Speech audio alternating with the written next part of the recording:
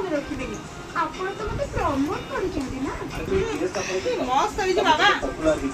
ଆପଣ ଆଡଭୋକେଟ ଆଉ କ୍ୟାମେରାଟି। Hello friend, जय जगन्नाथ फ्रेंड्स देखंतु आज मु बनैछि आ गोटे नुआ रेसिपी। आई रेसिपीटा कौन कहले कोकोनट भजा कोकोनट रे हमर फुलकोबी आ चिंगुड़ी देकरी मु फ्राई बनैछि। कि सुंदर टेस्ट कि मस्त यूट्यूब रे छाड़ी आपण माने देखिबे घरे बनैबे खाइबा। देखिबे चिकन मसला भी मु न्यू तरीका रे करिछि। आ आज जेहेतु संडे खायाटा पूरा पूरा दिल खुश हो गला। माने चिकन कषा को आ चिंगुड़ी कोबी एते मस्त को रेस्टोरेंट रे गले भी आपण माने एमिति खाद्य पाई परिबेनी। कानु मु खाली जस्ट खाइबा वीडियोटा छाडुछि।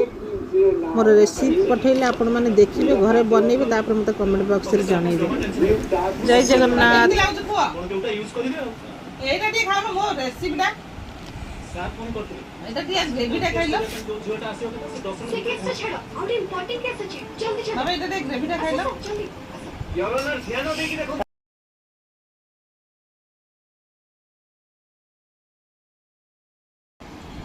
एसिड एयर कंडीशनर मस्त ହେଇଛି।